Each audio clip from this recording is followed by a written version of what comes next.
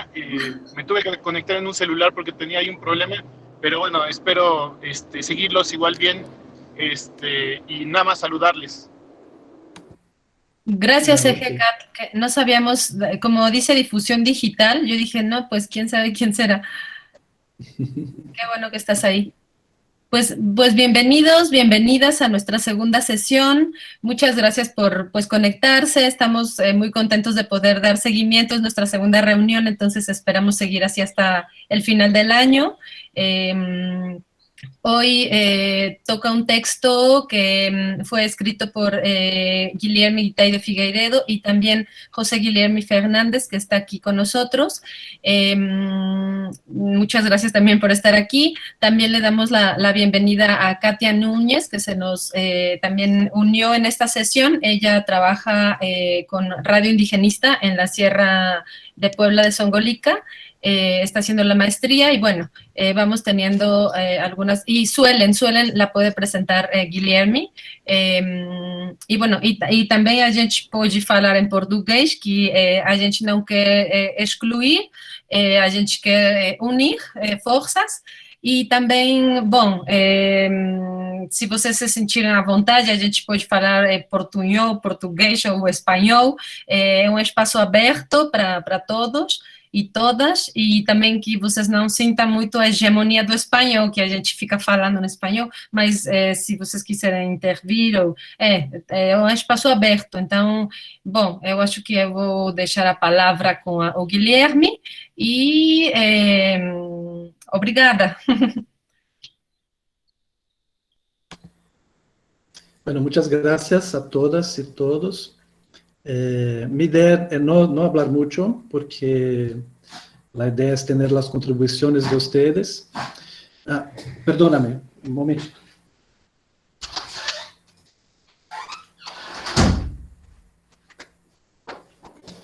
Una demanda del perro. Si no lo atendo, empieza aquí a hacer un caos, ¿no? Bueno, la idea es no hablar mucho, porque pues para que yo pueda oír las contribuciones de ustedes para seguir desarrollando ese trabajo. Y también la idea no es hablar mucho del contenido del texto, sino un poco más del contexto de producción, ¿no? Y un poco de mi trayectoria y un poco los proyectos que son importantes para el desarrollo de este texto, ¿no? Este texto es un producto de mi postdoctorado, que fue, yo soy profesor de la Universidad del Estado de Amazonas, en el estado de Amazonas, donde tenemos una maestría en el interior del estado, que en Brasil aún es una cosa muy rara, es un proceso de interiorización de la universidad, pero la interiorización del posgrado es más difícil, ¿no? Y tenemos esa experiencia aquí. Y mi postdoctorado fue en la Universidad Federal do Pará. Mi tutor fue José Guilherme Fernández, que está aquí con nosotros. Después él va a hablar un poquito también. Y fue una experiencia muy interesante, porque lo normal en el postdoctorado para nosotros es salir a hacer el postdoctorado o en una universidad central de Brasil, como pues UNB o Universidad de São Paulo, una cosa así, o a salir al exterior, siempre en dirección a la metrópole. Y yo tuve la oportunidad de hacer un postdoctorado que no tiene este rasgo, ¿no? Porque este estágio postdoctoral fue fruto de un proyecto donde se unieron 3 programas de posgrado de estudos antrópicos de la Amazonía, de la FPA, que es coordinador es José Guilherme Fernández, nuestro programa de la UEA y un programa de la UF, de la Federal de Santa Catarina. Y este proyecto común de los programas hizo posible un intercambio entre los programas. Entonces, digamos que fue un postdoctorado horizontal. Me dio la oportunidad no de ir a la metrópole y aprender con la metrópole, sino hacer un intercambio dentro de la Amazonía, ¿no? Pues conocer mejor nuestros vecinos, intercambiar con ellos, ¿no? Y eso también me dio la oportunidad tener tiempo para hacer investigación de campo. Entonces, la mayor parte del tiempo del postdoc yo lo tomé para hacer investigación de campo y tuve la oportunidad de hacer investigación en 6 municipios de 3 estados de la Amazonía oriental, que es la de la UFPA, ¿no? Yo hice investigación de campo en el estado de Maranhão, de Pará y Amapá, y también en el Perú. Y la idea era seguir haciendo esa investigación de campo y hacer entrevistas también en el estado de Amazonas, en otras regiones, no donde yo vivo, Roraima y también Colombia y Ecuador. Pero ahí llegó la pandemia, se paró, tuve que parar todo, ¿no? Pero aún así, haciendo solo la mitad de lo que había planeado en términos de investigación de campo, yo logré grabar 80 horas de historias de vida y también de entrevistas con un roteiro de preguntas, donde la mayor parte de las preguntas fueron hechas por los mismos comunicadores y comunicadores, ¿no? Entonces, yo tengo un proyecto en mi programa de posgrado, que es un proyecto que actualmente se llama Tejiendo Redes Interculturales en las Amazonías, y que la idea es investigar las experiencias de comunicaciones, de comunicadores y comunicadores populares, indígenas, quilombolas, essas experiências populares de comunicação, pero el problema da investigação não está diretamente en el proceso de comunicação, sino en la producción intelectual, en la producción de conocimiento que hacen estos comunicadores y comunicadores respecto a sus experiencias de comunicação. E a produção intelectual que está em suas narrativas, então a investigação com base em narrativas, não, as histórias de vida e outros relatos que partem dessas perguntas, não? E em la UFPA, o projeto que involucra estes programas de posgrado e que tem José Guilherme como coordenador, já é um projeto que tem como objetivo pues crear indicadores propios amazónidas para mensurar el bem vivir, ¿no? Las transformaciones en dirección al bien vivir. Pero Guilherme va a hablar un poquito más de este proyecto, ¿no?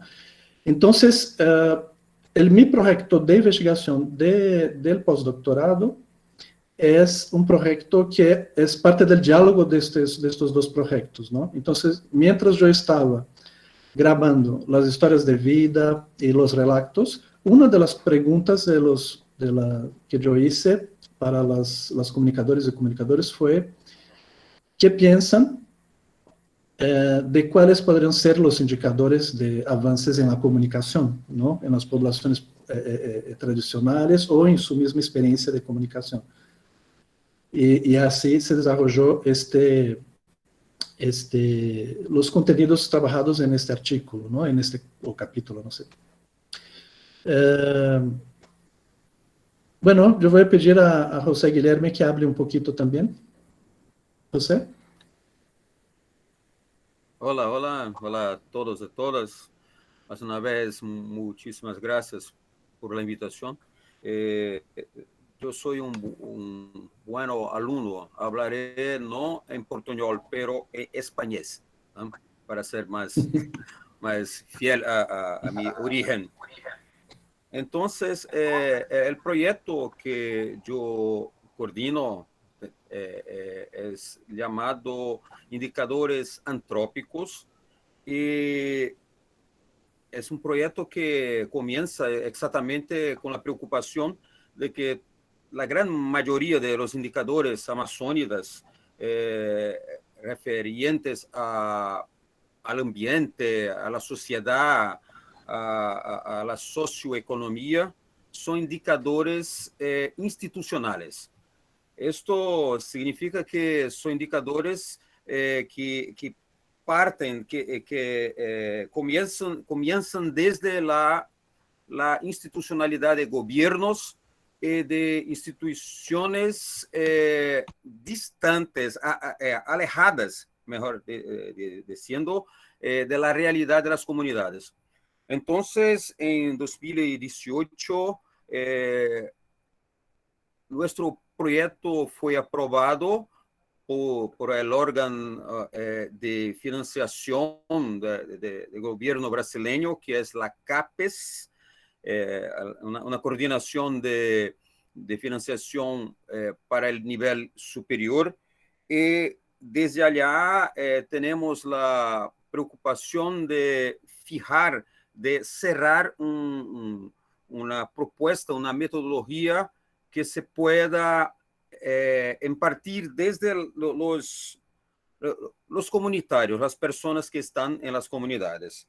Entonces, creo que nuestra intención es crear un indicador que venga desde las comunidades, la perspectiva de los pueblos y comunidades tradicionales, y considere sus elecciones.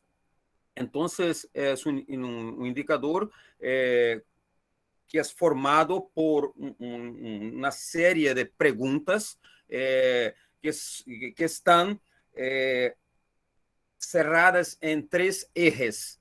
Un eje que se refiere a las necesidades humanas, otro a las consecuencias ambientales de estas necesidades humanas y finalmente un eje que se refiere al buen vivir.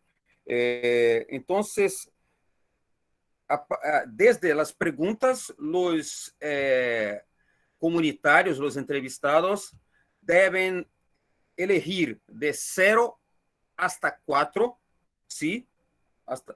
Porque es un indicador, es necesario un índice, un número que se pueda evaluar la consideración del entrevistado. 0 es total inexistencia de un evento, un fenómeno, o mismo el desconocimiento de la existencia del fenómeno en la comunidad. Hasta 4, que es la total existencia, presencia del fenómeno. Entonces, la elección es propiamente del comunitario, de la persona, del hombre, de la mujer, de la comunidad en relación a su consideración. Con eso intentamos tener un indicador que se pueda ser más fiel a las condiciones de existencia y también a las condiciones de vida, en conformidad con el buen vivir de cada comunidad. El trabajo de Guilherme viene al encuentro de un aspecto específico de los indicadores antrópicos, que es el buen vivir. En resumen, cómo las comunidades ven su participación en relación a la comunicación adentro propiamente de las comunidades y también afuera de las comunidades. Es la gran contribución del trabajo de Guilherme para nuestro proyecto Indicadores Antrópicos, ¿sí? Por ahora es todo. Gracias.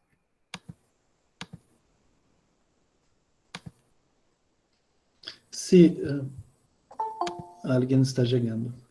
Y es interesante también que después, con toda esta situación de la pandemia, nosotros entramos en esta fiebre de los webinarios, de los encuentros virtuales, y tuvimos también la oportunidad de organizar varios encuentros virtuales en donde muchos de esas comunicadoras y comunicadores tuvieron la oportunidad de hablar de sus experiencias en la red y conocer mejor uno de los otros, ¿no? Entonces, un poco, este trabajo tiene un poco el rol también de no solo investigar los conocimientos, las narrativas de las experiencias de la comunicación, sino también el mismo proyecto está ayudando a tecer redes, ¿no? Y encuentros, discusiones, y el compartir, ¿no?, de los conocimientos. Entonces está un proceso muy, muy bonito.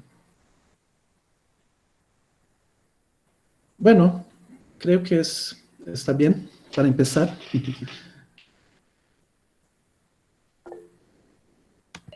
Creo que tenemos una pregunta de Gemma. Sí. O una intervención. Sí, hola, buenas tardes. Bueno, me parece el proyecto muy, muy interesante. Me he leído el texto con mucho interés, esta idea central, ¿no?, de descolonizar, en este caso, en el texto, los estudios de comunicación, ¿no?, buscando a ver de qué manera se encuentran conceptos, ideas, ¿no?, que provengan del mundo indígena y que no, o de las comunidades también, ¿no? Son comunidades indígenas y quilombolas, ¿verdad?, con quien han trabajado o por lo que he visto en el...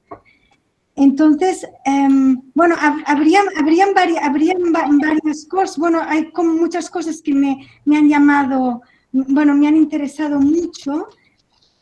Me ha parecido muy interesante esta idea de cuando hablas de estas obras, ¿no?, de Aller, ¿no?, de distintas personas que han intervenido en la publicación, esta idea que se plantea de que el buen vivir es un concepto nuevo, ¿no? Es un concepto que, bueno, que no es un concepto que ha estado siempre en los pueblos indígenas, pero lo que sí ha estado siempre es lo que el buen vivir puede significar. Y por eso quería preguntar, en relación a estos indicadores pues, de los que hablaba José Guilherme, bueno, sí, estos indicadores, ¿era un listado de indicadores que ustedes proponían? ¿Cómo era es decir, a nivel metodológico me gustaría saber un poco más sobre la pesquisa? Y luego, esta idea de que para los pueblos mexicanos, por ejemplo, dice, buen vivir es nuevo,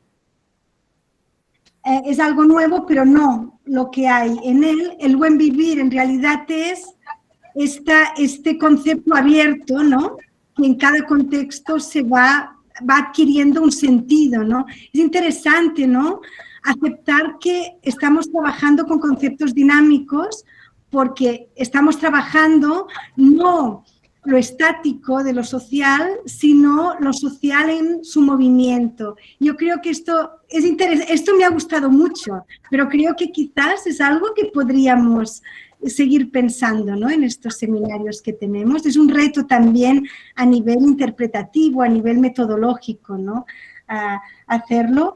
Y esta idea, porque en el texto hay muchos, la comunicación en relación al buen vivir se coloca de distintas maneras, pero hay un tema que sale al principio de todo, y es que la comunicación en sí misma es el buen vivir. No que a partir de la comunicación se transmite solo el buen vivir y se construye, sino que comunicar en sí mismo. Esto es una definición de la comunicación y se tiene que pensar también, ¿no?, que surge de lo indígena y creo que se tiene que pensar, ¿no?, que el buen vivir es la comunicación misma. Y bueno, nada, es decir, tenía esta cuestión metodológica, estas reflexiones que me ha parecido muy interesante, y ligada a esta idea de la descolonización también, el concepto de conflicto, ¿no?, que utilizamos el concepto de conflicto muchas veces para significar la comunicación de dentro a fuera, pero igual también está bien pensar cómo la comunicación hacia adentro, ¿no?, dentro de las mismas comunidades, genera unos conflictos que no tienen que ser forzosamente negativos, sino que dan cuenta de este dinamismo también, ¿no?, que interesa ver. No sé, bueno, estas eran unas reflexiones y sobre todo felicitar por el texto y agradecer un día más que me hayan invitado. Realmente es un placer estar aquí con ustedes. Un gusto grande. Sí. Muchas gracias. Gracias, Gemma. Muchas gracias. A mí también me gustaría intervenir. Si hay alguna otra persona, le pido que por favor alce la mano. A mí me gustaría un poco, Guilherme, que nos contaras más sobre esas experiencias de comunicación popular y de formación de redes en esos 6 municipios, A lo mejor que pudieras, pues, contarnos un poco, sí, más profundamente, no lo sé. Y una pregunta que me queda así un poco en la cabeza, ¿qué tan usada es la categoría en sí del bien vivir o del buen vivir en esos 6 municipios? O sea, ¿qué tanto las personas dicen, no, vamos a buscar el buen vivir, ¿no?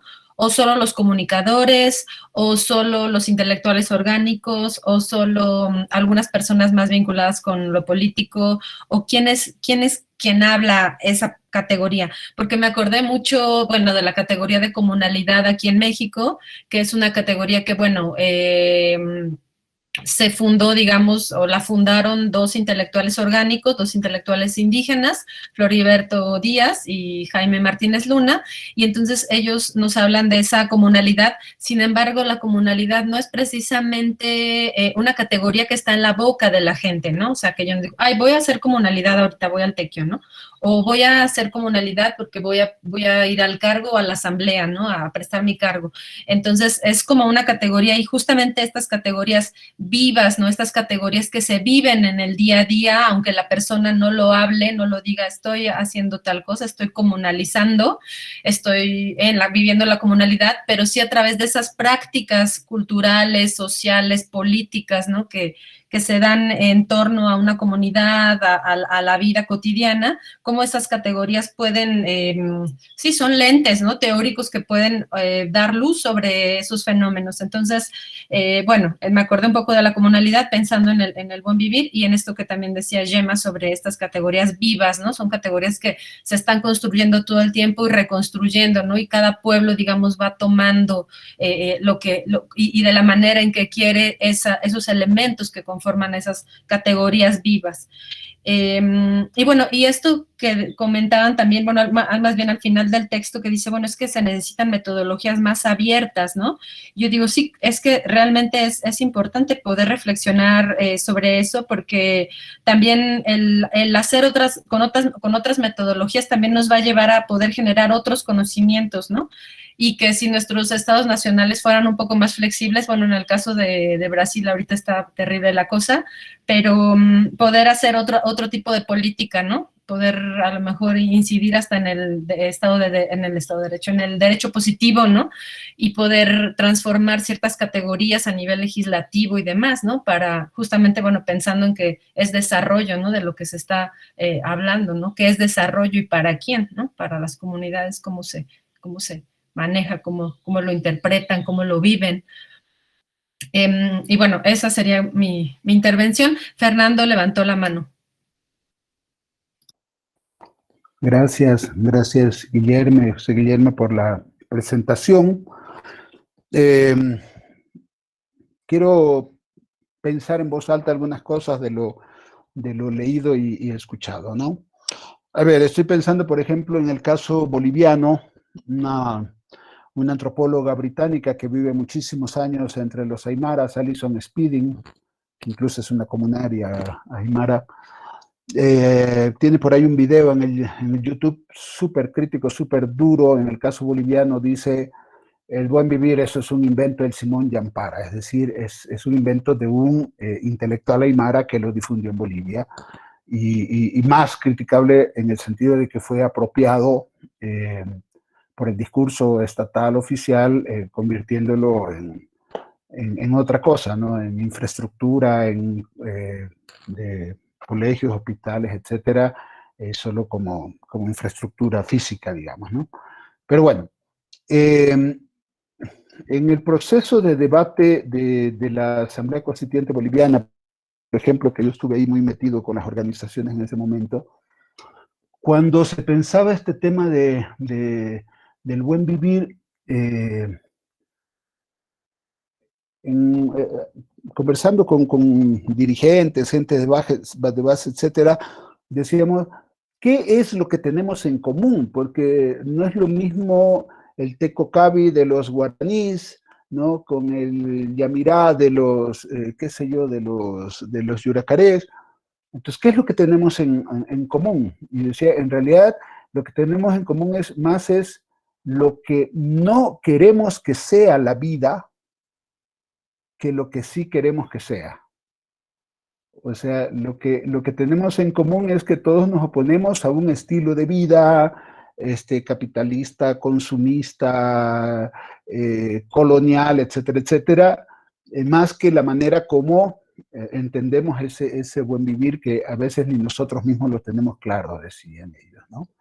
Y esto me parece que es un asunto importante porque engancha, creo, con la cosa metodológica que ustedes han presentado, ¿no? Estaba pensando en el tema de las preguntas. O sea, bueno, de entrada me parece espectacular lo que han hecho y les felicito realmente, ¿no? Pero también me queda dando vueltas cosas como el tema de preguntar, ¿no? ¿Qué se pregunta? ¿Cómo se pregunta? ¿A quiénes se pregunta? ¿Sobre qué se pregunta? ¿No? Yo recuerdo hace muchos años cuando trataba de recoger, ¿no? Narraciones orales, quichuas, decía la gente, ¿sabes un ñaupaparlo? Como se dice, una tradición oral, por decirlo así, un cuento. No, no sé, todo el mundo te dice que no sé, no sabe, ¿no? Pero cuando estás trabajando en la minga, en el trabajo comunitario, la gente empieza a contar, porque no sabe que eso se llama ñaupaparlo. Hablan, cuentan, ¿no? Luego en el trabajo que hice en Bolivia de escrituras no alfabéticas, decía, ¿sabes hacer las yutascas? No. ¿Hay yutascas? No, no hay, porque solo se hacen en una época del año. Entonces me queda dando vuelta esta cosa metodológica de la pregunta, ¿no? ¿Cuándo se pregunta? ¿A quiénes se pregunta? ¿Sobre qué? Etcétera. Y en ese sentido, creo que puede seguir, a pesar de todas las críticas de la carga colonial que tiene la antropología y sobre todo la etnografía, sigue siendo interesante esto de pensar también desde las prácticas, ¿no? de la gente. O sea que aunque no se sepa, aunque no se pueda definir verbalmente lo que es buen vivir, ¿no? Estas prácticas, ¿no? Comunicacionales, como decía Gemma, que son el buen vivir, ¿no? Y dos cositas más. Le quería preguntar, algo dijo José sobre las necesidades. ¿No sigue teniendo un trasfondo ahí medio también, no sé si colonial, pero digamos desde nuestra propia experiencia occidental, el pensar más desde las necesidades que desde lo que la gente hace o puede hacer, lo que podríamos llamar potencialidades? Me queda también dando eso vuelta en la cabeza, ¿no? Y finalmente también creo que cómo trabajamos esta necesidad de desesencializar lo colonial, ¿no? Yo le tengo terror cuando un término se comienza a difundir tanto que ya todo el mundo lo usa y a veces ya no sabemos lo que la carga, digamos, crítica que tuvo en su momento. Entonces, ¿cómo descolonizamos lo colonial? Es decir, ¿cómo evitamos que no se vuelva una frase cliché en todas nuestras, no es una crítica a ustedes, a mí, en todas nuestras exposiciones, nuestros documentos, etcétera? ¿Cómo pensamos lo decolonial desde los contextos específicos? ¿No? Desde los contextos específicos donde en un determinado contexto lo colonial puede ser oponerse a lo occidental, puede decir algo, ¿no? En otro contexto puede ser apropiarse de ello, ¿no? O jugar con el poder, o contestarlo a veces violentamente, a veces burlonamente, en fin, las múltiples formas de luchas decoloniales para no caer en un estereotipo o un cliché de lo decolonial. Nuevamente son cosas que estoy pensando en voz alta más que para ustedes, para mí mismo, ¿no? Pero muchas gracias por la presentación. Muchas gracias, Fernando. Creo que podemos dejar, ¿verdad, Gui? Para ti las tres y después juntamos otras tres. Ok. Bueno, son muchísimas cosas, ¿no? Bueno, primero, la cuestión de quién son estos comunicadores y comunicadores, ¿no? Hay algunas que se autorreconocen indígenas, hay otros que se autorreconocen quilombolas, pero la gran mayoría no hace así una distinción muy clara, ¿no? De la identidad. Porque perdón, Guillermo, dijiste, dijiste, algunos se reconocen como indígenas y otros como ¿qué? quilombolas. Ah, ya, ok. Sí, porque lo que pasa, estas son categorías muy difíciles para aquí en Brasil en este momento, porque vivimos una explosión muy grande de los límites de qué es ser indígena, ¿no? Yo vine a vivir, bueno, yo voy a hablar un poquito mi trayectoria, bien rápido, para contextualizar un poco, ¿no?, estos temas. Yo hice mi maestría con una investigación de campo en México. Mi maestría fue sobre el Ejército Zapatista de Liberación Nacional, sobre la estrategia del Ejército Zapatista de Liberación Nacional. Y el zapatismo tuvo dos influencias importantes en mi vida. Una fue una necesidad de autoconocimiento, de encontrarme a mí mismo, porque parte de mi familia es de Pará, es de la Amazonía, pero yo crecí en São Paulo, en la región industrial, donde está otra parte de mi familia.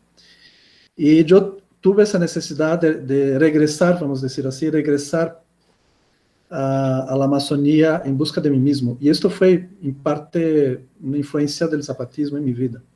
Y otra influencia fue la comunicación, porque en Brasil se piensa mucho la democracia con el concepto de participación.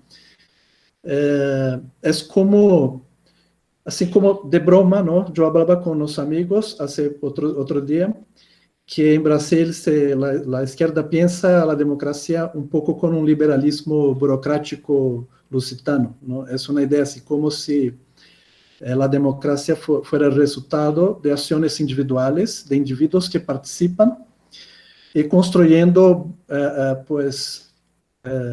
organizaciones. Hay que construir un consejo, hay que construir una asociación, y ahí estos individuos van a participar de una cierta manera muy, así, con conceptos muy cerrados de lo que sea la participación, ¿no? Se piensa mucho así la democracia. Con el zapatismo, yo me di cuenta de lo que decía Gemma, ¿no?, que la comunicación es un concepto mucho más interesante, mucho más dinámico para pensar el proceso de construcción de sociabilidades, ¿no?, la construcción de procesos en que los sujetos,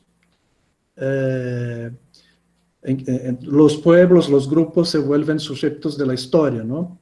El proceso de construcción, de autoconstrucción de los sujetos en la historia. El concepto de comunicación es más dinámico, ¿no?, para se pensar estos procesos. Eso fue algo que el zapatismo tuvo una influencia muy grande en mi vida. Y también, en este momento, en el proceso de investigación del zapatismo, yo me involucré con el movimiento de radios libres en Brasil. Y luego vine a vivir en la Amazonía en 2004, donde empezamos una radio libre aquí. Y mi doctorado fue una investigación de la radio libre en donde yo participaba. Entonces, yo pensé un poco el proceso de investigación. El proceso de investigación en la maestría, yo lo pensaba mucho como una traducción, como una manera de aprender con las luchas, con la praxis, ¿no?, las prácticas de las luchas en México, y traer esta sabiduría para los activistas en Brasil. Un poco fue esta la idea de fondo, ¿no?, lo que no podemos decir así como antropólogos, o como la maestría fue en ciencias políticas, ¿no? Pero ese fue mi objetivo más personal con el trabajo.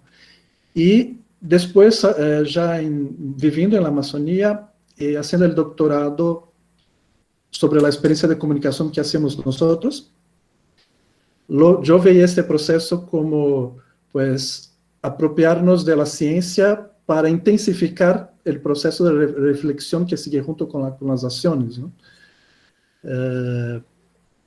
Y luego, después del doctorado, yo empecé a participar de redes panamazónicas, empecé a entrar en contacto en proyectos y en redes con comunicadores y comunicadoras de Ecuador, de Perú, de Colombia, no tanto con otros del Brasil, que yo tuve la oportunidad de mejorar estos contactos ya ahora con el postdoctorado, porque tuve la oportunidad de hacer viajes nuevos, ¿no?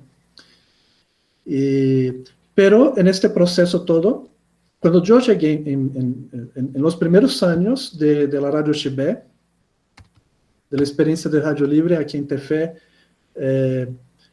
muchas de las personas que estaban con nosotros en nuestro colectivo, yo no sabía que eran indígenas, y ellos no decían. Pero con el pasar de los años, más y más compañeros se vuelven, bueno, soy indígena, pero ¿cómo no dijiste nada? Pero, o sea, este proceso de las personas de reconocer sus identidades indígenas o quilombolas y hacer las investigaciones con los ancianos, también con lo que hay de contribución de la antropología o de la historia o de los lingüistas, y buscar las lenguas que ya no se hablan, o se hablar más las que se están olvidando. O sea, todo un proceso que se está viviendo en este momento. Así que el concepto de las fronteras están muy dinámicas, ¿no? En este momento. Entonces, así que se declaran indígenas y quilombolas en las comunicadores y comunicadores que están en este artículo, son pocos. Pero no te puedo decir que los otros no son indígenas o no son quilombolas. O sea, es algo en proceso, ¿no? Sí, esto del concepto nuevo es muy interesante, ¿no? El bien vivir es un concepto nuevo. Es muy interesante que los indígenas, muchas veces, por ejemplo, los indígenas que yo leí en los libros, hay uno que es un baniwa, que escribió un libro ahora sobre el bien vivir para el pueblo baniwa. Hay también una comunicadora de México que está en el artículo, y que dicen que el bien vivir para ellos, el concepto es nuevo, pero el significado del bien vivir no es nuevo, siempre ha estado con ellos. Es muy interesante cómo ellos hablan así, ¿no? Pero aquí en la Amazonía brasileña, el concepto es nuevo. Yo me acuerdo que en 2014 yo recibí una invitación para participar en un proyecto para hacer un viaje, donde jóvenes comunicadores y comunicadoras, la mayoría indígenas, de Brasil, de Perú y de Ecuador, se iban a encontrar en Quito y hacer un gran viaje hasta llegar en Tefé. Yo estaba organizando la llegada en Tefé. Y así fueron conociendo las experiencias de comunicación y también los grandes problemas sociales y ambientales que se están viviendo con los megaproyectos. O sea, fueron haciendo reportajes, conociendo las experiencias unos de los otros, y así creando conexiones afectivas y también de alianza, de solidaridad, para enfrentar estos retos, ¿no? Y yo me acuerdo que cuando recibí la invitación para participar de ese proyecto, uno de los facilitadores me dijo así, bueno, nuestra idea general para hacer ese proyecto es la idea de bien vivir. Y yo le dije, sí, es muy bonito, muy interesante la idea de bien vivir, pero esta idea no es de nosotros, de la Amazonía de acá. Quizás es una idea de la Amazonía de Ecuador, quizás está presente en Perú, pero acá no está presente. Pero la realidad es que yo no sabía que la idea estaba llegando muy rápido, porque ahora, ya en cualquier parte de la Amazonía brasileña que se hable con las lideranzas de muchos movimientos, no solo los movimientos indígenas y quilombolas, ya se está manejando el concepto, ¿no? Entonces, yo que me tardé un poquito a percibir lo que estaba pasando. Entonces, es un concepto que Fernando conoce seguramente mucho mejor que yo, los orígenes andinos del concepto, cómo él se desarrolló con intelectuales de allá. Pero lo que yo estoy acompañando es la manera como este concepto está llegando, se está siendo apropiado por los movimientos de aquí. Y la forma como el concepto está siendo apropiado es muy rico, muy interesante. Me acuerda mucho lo que yo conocí con el zapatismo, con la idea de que la transformación social no va a ser el resultado de una estrategia, de una ideología, de un actor, sino el proceso de construcción que se hace desde muchas culturas, muchos actores con muchas estrategias distintas, ¿no? Entonces, este encuentro de estrategias que se construye algo que no se puede prever, no podemos saber cómo va a ser, no podemos tener una idea cerrada de lo que es la utopía. La utopía tiene que estar en construcción para que la gente se involucre, participe, ¿no? Y el concepto de bien vivir permite justamente este proceso, ¿no? Y es muy interesante mirar cómo se está construyendo, cómo este concepto está siendo apropiado y construido y reconstruido por los actores, ¿no? Creo que no se trata solo de lo que une, no me parece que sea solo la oposición a algo. Incluso me parece que la oposición a algo nos hace el opuesto a eso, ¿no? Lo más hay que hacer la oposición a lo que nos oprime, por supuesto, pero me parece que el bien vivir no es solo el encuentro de diferencias absolutas, sino la construcción también de cosas que son nuevas. Por ejemplo, Paulo Freire, cuando habla del concepto de dialogicidad, él dice que la dialogicidad no es solo intercambiar los conocimientos de uno a otro, sino que hay un proceso creativo en el diálogo, en la praxis, en el compartir la acción y en el compartir la reflexión. Hay algo que es mucho más que intercambiar lo que uno es y lo que el otro es, sino que surge algo nuevo, es un proceso creativo. Y ese algo nuevo que surge es algo abierto, algo que acoge, no sé cómo se dice eso en español, que acoge, que es bueno, el mundo donde quepan muchos mundos, ¿no? O que abriga, perdón. Sí, pero en portugués acoge tiene también un sentido afectivo, ¿no? Acoge. Sí, quizás sea el Sí, acoge. sí. Bueno, la cuestión metodológica, ¿no? Esta es una cuestión difícil, porque yo pienso que en las ciencias humanas, o sea, en las ciencias humanas no, en la investigación cualitativa, no es difícil, los conceptos se transforman, ¿no? Es una cosa del mismo proceso de la investigación cualitativa, que los conceptos empiecen de una manera, en el final los conceptos se cambiaron por el proceso de análisis. Aunque, o sea, es posible que la investigación sea muy cerrada, en el sentido de que los investigadores solo hablan con otros investigadores en el proceso de análisis, ¿no? Y los otros sujetos son tratados como mero informantes, objetos. Esto puede pasar, pero aún así los conceptos se transforman. En la investigación cuantitativa, en los surveys, en los censos, los conceptos no pueden cambiar, porque después que empiezas a hacer el levantamiento, hasta el final del análisis, los conceptos tienen que estar fijos para que los indicadores también sean, los criterios y los indicadores también sean fijos, para que se pueda comparar los números, ¿no? Y si en un censo tienes indicadores de una manera y en el otro censo cambian los indicadores, queda un poco difícil la comparación, ¿no? Porque ya se están mensurando cosas distintas.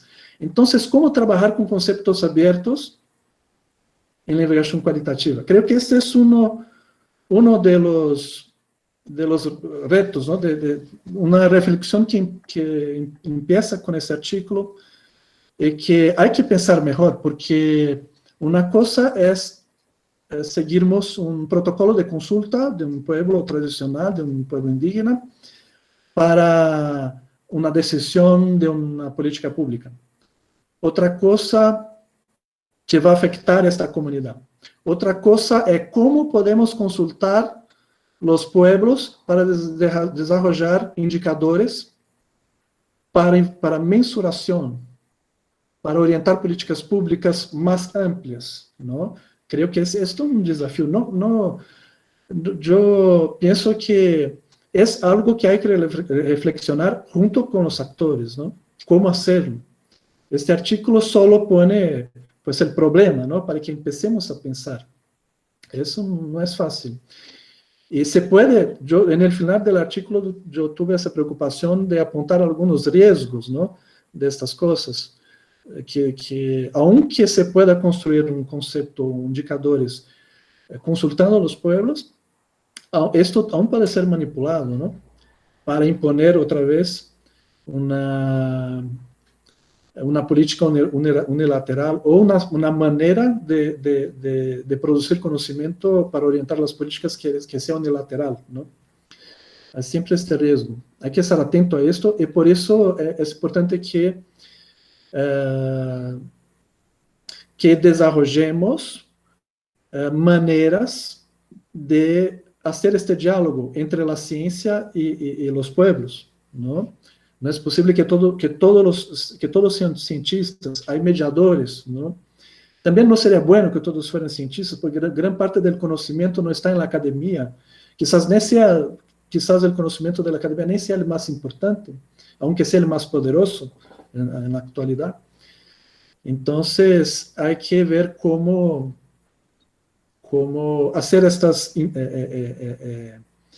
diálogos, ¿no? Cómo crear estas alianzas para que la academia pueda tener una contribución más constructiva a las estrategias de los pueblos, ¿no? Bueno, así la idea de comunicación, yo creo que ya hablé un poco eso, ¿no? De la comunicación como un proceso mucho más amplio que solo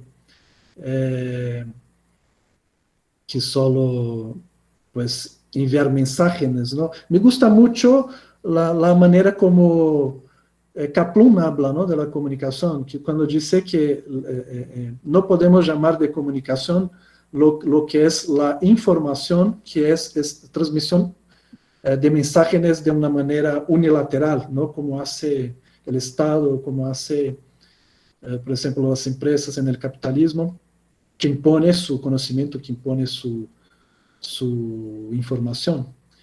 Solo podemos llamar de comunicación cuando hay este proceso en donde somos sujetos de la historia juntos, ¿no? Ese proceso de construir la historia juntos, ¿no? Entonces, sí, eso es muy interesante.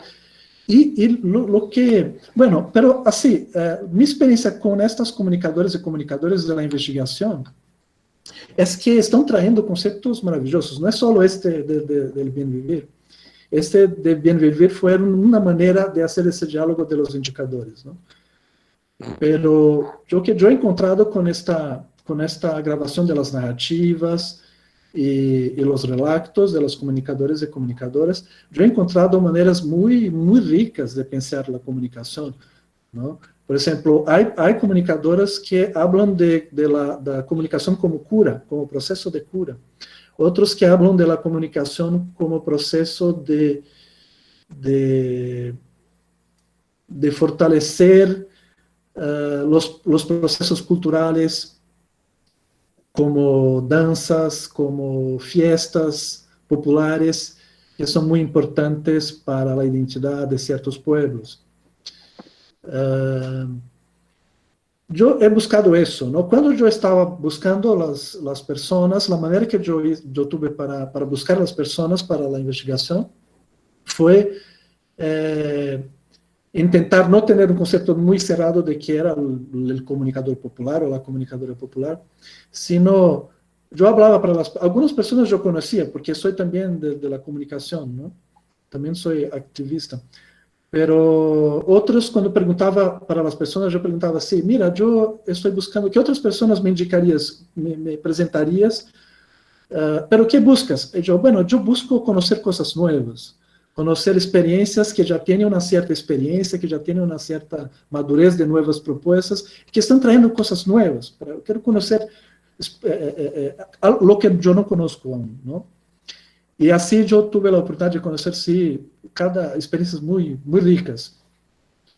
A ver, ¿qué más? Y son experiencias muy distintas, ¿no? Pues hay quien está construyendo, por ejemplo, hay un grupo que está construyendo podcast de carimbó, que es un ritmo muy importante en Pará, ¿no? Pero en la Amazonía en general. Hay otro grupo que, por ejemplo, más involucrado con que es el trabajo de la Iglesia Católica con la comunicación popular, con educación popular y el apoyo a los movimientos campesinos. Ya hay otros grupos que trabajan con campesinos afectados por mineradoras. O sea, son perfiles más políticos, pero aún así con propuestas muy creativas de comunicación. Hay otras experiencias, por ejemplo, de programas de radio más buscando pues, la participación de indígenas, de quilombolas, trayendo sus contenidos en radios más grandes. Hay otros que trabajan con radios más alternativas, más de lo que llamamos aquí de radios comunitarias, radios libres, ¿no?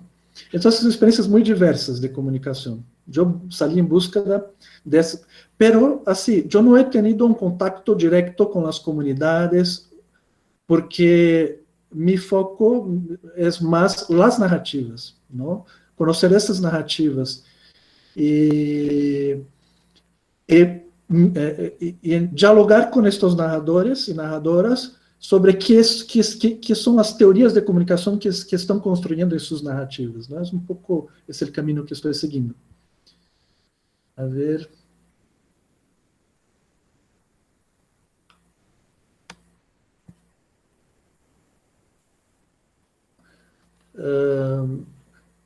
Sí, una cosa, esa cuestión que Fernando colocó también de la moda del decolonial o descolonial, ¿no? Sí, yo pienso eso también, Fernando. Me pregunto, ahora todos hablan de decolonialidad. Entonces, mi sospecha es que las personas siguen diciendo lo mismo que decían antes, pero empezaron a usar la palabra decolonial, ¿no? O descolonial. Entonces, yo también sospecho eso. Me da un poco de desconfianza, así que, así, después de un estalo, todos ahora están descolonizando, ¿no? Pero, bueno, yo pienso que la transformación, la decolonización no está en el uso de la palabra o en adoptar. A mí también no me gusta, yo no sé, yo no me gusta mucho usar el decolonial sin el S, porque yo pienso que cuando uso sin el S, es como si yo estuviera pues adoptando la línea del grupo Modernidad, Colonialidad, mientras hay muchos otros grupos que también hacen reflexiones muy interesantes. Así que yo pienso, mi estrategia es usar el decolonial sin el S cuando yo quiera hacer una referencia directa a esta contribución, porque me gusta también mucho la contribución de modernidad, de colonialidad. Y entonces, por eso uso el con S para dejar el concepto más abierto, porque no estoy haciendo una referencia específica a alguien. Y yo pienso que el proceso de descolonización no es algo que depende de seguir una teoría o un concepto, sino de estrategias concretas de transformación.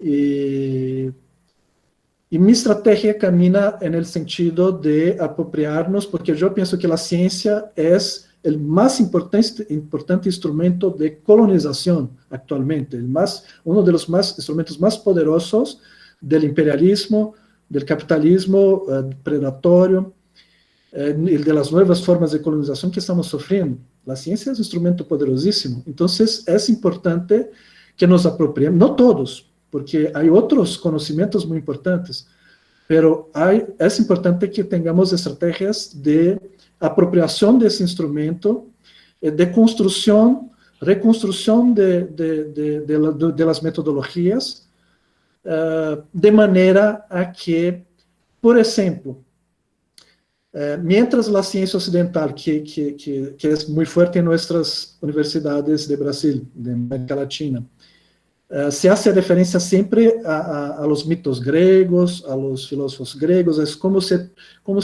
la ciencia occidental fuera un gran castillo y los fundamentos fueran las tradiciones griegas. Bueno, una tradición griega inventada, por supuesto, ¿no?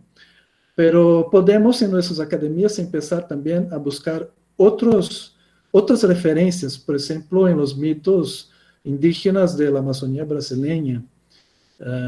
Así como Freud pues, desarrolló teorías increíbles con tragedias griegas y tal, creo que podemos hacer lo mismo, ¿no? Entonces, eso es un ejemplo muy, muy específico, pero yo pienso que más concretamente es muy importante este proceso que estamos viviendo ahora, de tenermos cada vez más intelectuales indígenas en la academia, intelectuales quilombolas, que son profesores, que son antropólogos, eso es muy importante, pero también no es algo perfecto, porque también no es solo en la academia que se produce conocimiento, por eso que es muy importante, yo miro que en los pueblos indígenas hay un movimiento duplo. Por una parte hay estos jóvenes que van a la academia, que van a la universidad, pero también estos jóvenes están buscando los ancianos, cada vez más buscan los ancianos, y en ese sentido desarrollan metodologías que no son muy aceptas en la academia. O sea, son muchas estrategias, y es en el diálogo de esas estrategias que yo pienso que podemos pensar en una práctica de descolonización, ¿no? Creo que es por ahí. Bueno, ya hablé demasiado, ¿no? Me gustaría oír más las críticas de usted, contribuciones, así, de cosas que se podría, lacunas, cosas que se podría mejorar en el trabajo también. Muy bien. Sí, Gemma, creo que de nuevo quieres... Sí, bueno, no sé si hay otra palabra, alguien que quiera hablar, porque como he hablado antes, pero bueno, si no, que estoy, bueno, muy de acuerdo, ¿no?, con lo que estás planteando, que quizás, no, una primera cosa sería reconocer estas otras formas de conocimiento, ¿no?, y estas nuevas, estas teorías distintas sobre el mundo, y en este caso, sobre la comunicación, ¿no?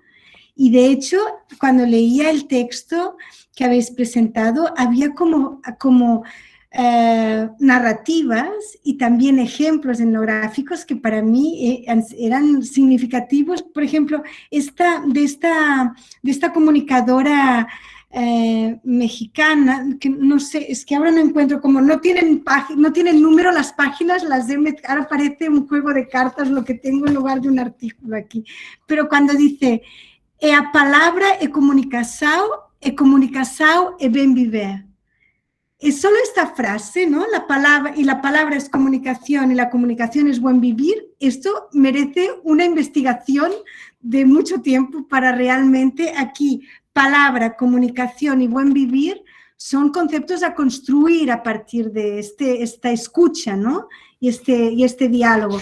Y luego pones el ejemplo de esta entrevista en Santarém a Joelma Viana dos Santos, ¿no?, que plantea que en realidad el buen vivir es colocar un autofalante, ¿no?, un altavoz o no sé cómo es la traducción del portugués, y allí que todo el mundo vaya pasando y vaya hablando, ¿no? Bueno, aquí hay una teoría de la comunicación que también merece ser como profundizada y trabajada, ¿no? No sé, me parece, perdón que he cerrado, me parece como muy interesante, ¿no?, todo esto que se está planteando. Solo era este comentario. Muchas gracias. Gracias, Gemma. Hay otra mano levantada, Jorge.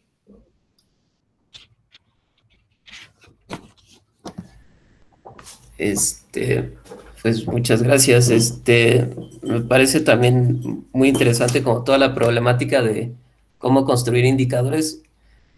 Yo, en mi investigación me topé un poco con la posibilidad de necesitar hacer indicadores, que no existían, por lo menos no de manera tan explícita.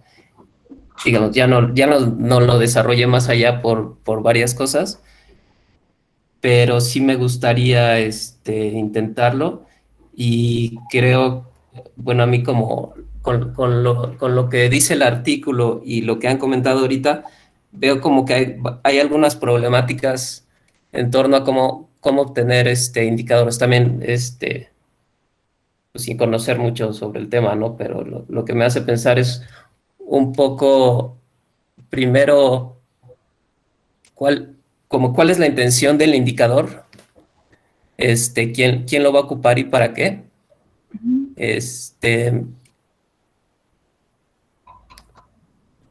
Creo que, digamos, si muchos, hay veces que hay unos conceptos que queremos traducir en indicadores que están sujetos a digamos, por decirle de alguna manera, a un periodo histórico, pues tal vez el indicador está diciendo o lo que nosotros queremos buscar puede que esté diciendo más sobre nosotros como investigadores que lo que queremos averiguar, ¿no? Eso por un lado. Y yo pensaba como por el otro lado, bueno, entonces las comunidades, ¿para qué quisieran un indicador o cómo lo ocuparían ellas mismas, las comunidades? Ese indicador para comunicarse entre ellas, tal vez. Y eso me lleva un poco al problema de la fuente, del origen de ese indicador, cómo lo obtienes. Entonces, Guillermo ya nos platicaba que lo obtenía un poco a partir de entrevistas, ¿no? Pero, por ejemplo, obtenerlo a partir de literatura ya escrita sobre el concepto que sea, ¿no? O teoría ya desarrollada, me parece que podría ser por ahí también. O a partir de los materiales que producen, en este caso, los comunicadores, tal vez ya exploraron esa opción, es decir, los programas de radio que hacen, ¿no? Y buscar si hay tal vez producciones conjuntas de las estaciones de radio de diferentes comunidades y ver si a partir de esas narrativas o esas producciones que tienen, si bien a lo mejor no están ocupando explícitamente el concepto de buen vivir, si entre líneas un poco se pueden obtener algunas categorías para hacer esos indicadores, ¿no? Son como las cosas que estuve pensando ahorita. Gracias. Muchas gracias, Jorge. Tenemos otras dos manos levantadas de José Guillermo Fernández y de Leandro. Entonces, bueno, si quieren. Bueno, entonces, yo creo que son dos proyectos, mismo que sean proyectos cercanos, un proyecto más grande, que es los indicadores antrópicos, y el proyecto más específico de Guillermo, ¿sí?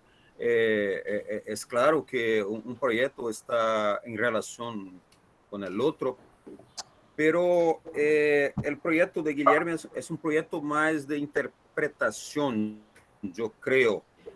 Nuestro proyecto es como si fuese un proyecto de datos, ¿sí? De datos. Es claro que a nosotros es muy difícil hacer yo vengo de la literatura, de los estudios de la narrativa, entonces hacer un proyecto un poquito más objetivo es muy difícil, pero nosotros tenemos una preocupación.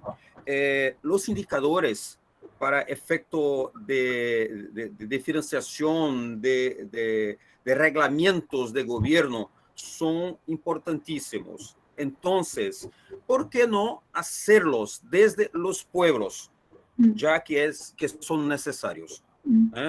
Porque en la Amazonía, por ejemplo, háblase muchísimo de IDH, ¿no? Índice de Desarrollo Humano, pero ¿será que es posible decirse en relación a una cierta comunidad indígena, por ejemplo, que el nivel de consumación de esta comunidad es importante para definirse si la comunidad tiene un indicador más arriba o más abajo?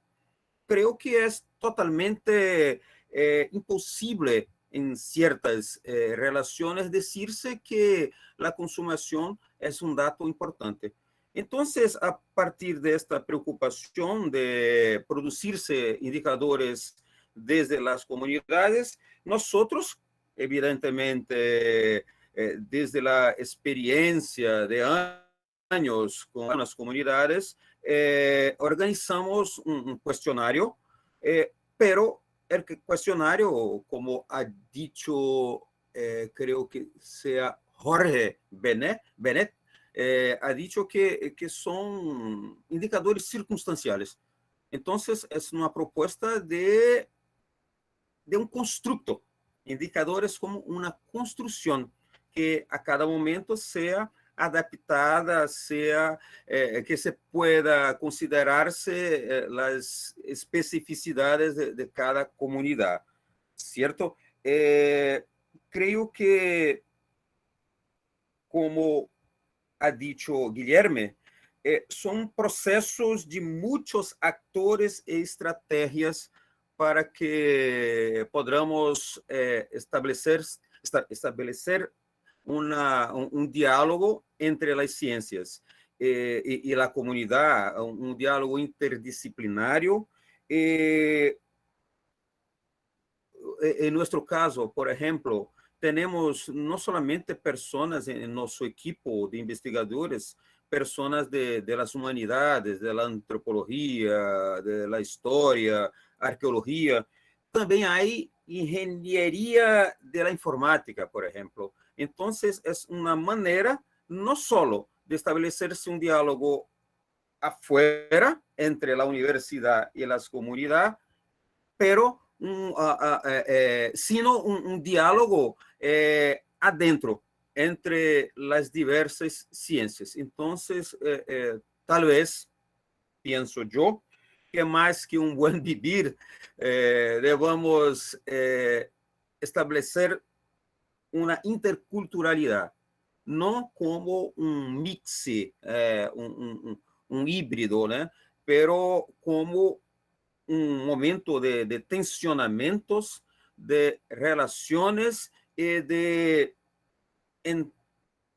negociaciones entre los diversos actores. Entonces, es un constructo, se puede decir. ¿Sí? Gracias, José. Leandro.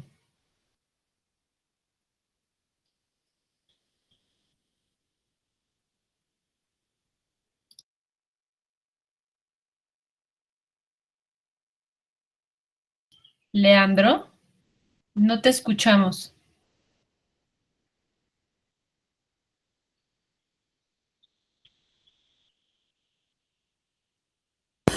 ¿Me escuchan ahora? Sí, listo. Gracias. Sí, tenía que configurar aquí la máquina. Bien, me suena mucho lo que discuten ustedes.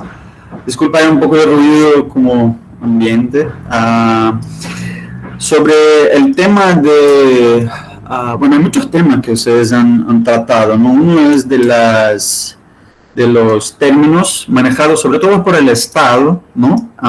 En sus elaboraciones, bueno, que se llaman técnicas para justificar su legitimidad, ¿no? En los proyectos de políticas públicas o en los proyectos de desarrollo, como se llaman también, y que inciden sobre las comunidades, los territorios, y de ahí surgen entonces las resistencias que se pueden manejar, por ejemplo, en las discusiones sobre consultas previas, sobre libre determinación, autodeterminación, autonomía, autogobierno. O sea, hay reacciones que desde los 60 sobre todo se manejan en la ONU, ¿no? Desde las cumbres de la ONU para intentar entonces establecer los marcos normativos que contengan la expansión de esta exploración, del neoliberalismo quizás en los años 60, 70, que se expande a los territorios de las naciones originales, pero discutiendo con la nación Mompis en la Amazonía peruana, ponen una cuestión que me parece importante, que dicen, a nosotros no nos interesa legitimar la consulta previa, ¿no? Porque justo en los términos de la consulta, ¿no? Los términos de la consulta son términos que no son nuestros términos, y por lo tanto nosotros vamos a decidir cómo nos vamos a relacionar con el Estado, ¿no? Y entonces desde ahí están definiendo criterios, ¿no? Para esta relación con el Estado. Y entre esos criterios hay entonces discusiones temáticas sobre las políticas del Estado, ¿no? Por ejemplo, en términos de la salud, de la educación, que son políticas públicas, servicios llamados, ¿no? Aunque sean derechos y que la población de estas comunidades, de los territorios indígenas, como ciudadanos del país también gocen, deciden, por ejemplo, en términos de la política de pobreza, ¿no? Que es otro término manejado en las esferas de los organismos internacionales, ¿no? Para categorizar a los que no acceden, como decía José, ¿no? Al consumo, sea de capital, de dinero o de mercancías, y por lo tanto es pobre, ¿no? Y no consideran las dinámicas productivas y reproductivas, mucho menos las cosmologías o las formas de nombrar de esos territorios múltiples de América Latina o en los países específicos, ¿no? Entonces, eso me parece importante, la discusión que ponen, ¿no? Sobre la mensuración de lo que significa vivir bien o vivir plenamente en América Latina. Creo que de ahí podría también aprovecharse las experiencias de los planes de vida que se han desarrollado en diferentes territorios, llamados planes de vida. Los One les van a llamar de Plan Común de Futuro, ¿no? Y estos planes de vida o ordenamientos territoriales o también llevan nombres de zonificación ecológica, autónoma. Bueno, hay nombres para esto, hay muchos nombres de esas acciones de autonomía sobre el nombrar y el categorizar sobre el desarrollo propio, ¿no? Que me parece parte de la discusión. Y comento para cerrar mi reflexión, mi reacción a lo que dicen ustedes. Allá en la Amazonía peruana, en el territorio de One hicimos un ejercicio que tardó como 2 meses, justo con el equipo de comunicadoras y comunicadores, además del trabajo de la radio comunitaria, de las investigaciones, porque los comunicadores son también investigadores, realizadas en la producción del periódico, ¿no? Comunitario que se está produciendo allá también. Hicimos un primer autocenso, ¿no? Que fue este ejercicio que comento, que tardó 2 meses visitando las comunidades todos los días, durante horas, conversando con las personas.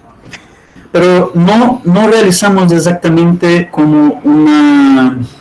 Yo voy a bajar un poco, disculpa, al volumen del mic. ¿Mejor así? Bien, entonces lo que buscamos no fue exactamente los códigos, digamos, las expresiones, las formas de medir, ¿no? De mensurar, y entonces hay entonces una discusión tanto subjetiva, ¿no? Como decía, en relación al que hace Guillermo en comparación a la capacidad de mensurar de José, ¿no? Creo que las dos cosas, ¿no? Identificamos, el trabajo que hicimos fue comparar los resultados del censo oficial, ¿no? O sea, hacer las mismas preguntas, pero también hacer otras preguntas, ¿no? Y entonces identificamos que, uno, los datos del censo están equivocados, bastante equivocados en algunos términos. Por ejemplo, ignoran 30% de la población, o sea, la cuenta está mal, ¿no? Bastante mal. 1/3 de la población no se consideró. Y está mal también la forma de preguntar, ¿no? O sea, el de mensurar. Entonces, las dos cosas están mal, ¿no? Preguntan, por ejemplo, hablan de nivel de formación. Entonces, quieren saber si la persona tiene primaria, secundaria o algún nivel, pero ignoran que hay personas que son extremadamente sabias, ¿no? Pero estas personas van a contestar como analfabetas, ¿no? Entonces, es un territorio de analfabetos y de pobres, ¿no? Y ignoran la sabiduría de un pueblo milenario, ¿no? Y, bueno, eso para mencionar algunas cuestiones que aparecen ahí. Y, además, el sentido de pobreza, por ejemplo, en la nación One Piece no aparece necesariamente vinculada al consumo, sino a lo que sería la ausencia de males, ausencia de dolores, ausencia de necesidades y de sufrimiento, ¿no? O a su vez la plenitud de la vida. Entonces eso no se toma en consideración para saber el índice de desarrollo, bueno, de estos humanos y no de todos los humanos, ¿no? Y creo, en el sentido de que decía, no me acuerdo quién decía, sobre cómo esto en verdad tiene una potencia en sentido de la refundación del Estado para que refleje la sociedad en su pluralidad, ¿no?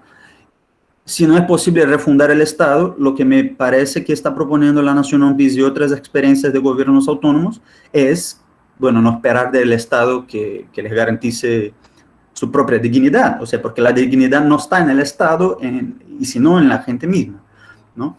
Y tenía otra cosa, pero ya no me acuerdo. Otra cosa que decir. Sí, por ejemplo, hay una palabra que se llama hatenak, que quiere decir hambre permanente, que no es comparable a la pobreza o el hambre que se mensura por el consumo de un producto industrializado o de la seguridad alimentaria. Y creo que esa discusión se puede entonces trasladar a todas las dimensiones de la vida según el gobierno de uno mismo, ¿no? Que no necesariamente se va a encajar en la distribución sectorial, fragmentaria del Estado bueno, esto es la salud, bueno, esto es la educación. Y entonces hay una separación de la vida en cajas que quizás no sean las formas por las cuales los territorios, las personas de América Latina en sus experiencias reales vivan, ¿no? Entonces hay muchos problemas que derivan de ahí también. Muy buena discusión, compañeros, compañeras. Gracias, Leandro. Guilherme, você quer reagir?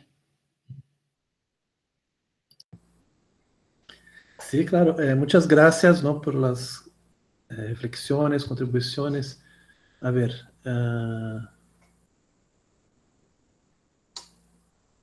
Sí. Yo pienso que ustedes ponen cuestiones muy, muy pertinentes, ¿no?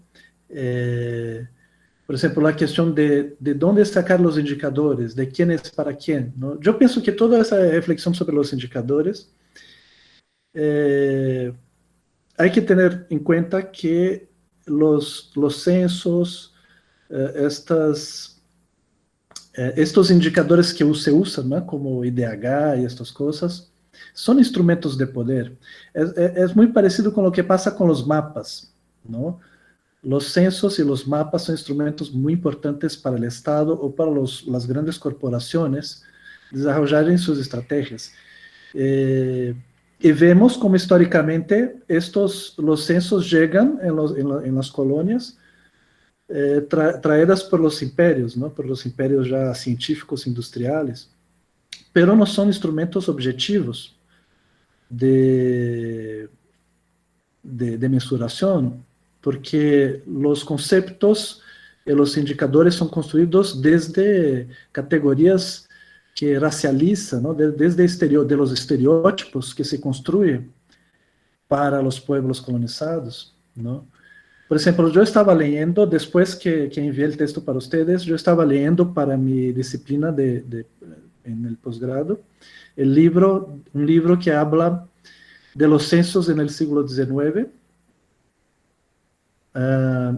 y es muy interesante como en el final del siglo XIX se cambian algunas categorías, por ejemplo, algunas categorías de estereotipos que se tenía para los indígenas, como tapuyos, como había algunas pocas categorías de cómo se clasificaban los pueblos indígenas, pues de un censo para otro se empieza a hablar ya de pardos o de cosas así. No me acuerdo ahora los términos exactos, pero es así, ¿no? El Estado decide que ya no hay más indígenas, ni siquiera con base en los estereotipos que había antes, ¿no?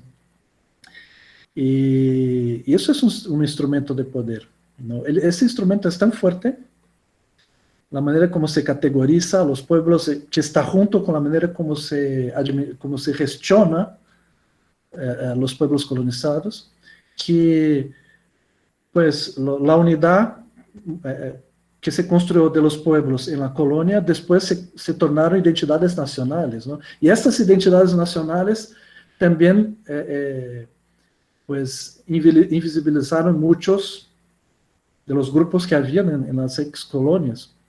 O sea, nosotros heredamos las categorías, las maneras de mensurar de los imperios y seguimos reproduciendo eso como un colonialismo interno, ¿no?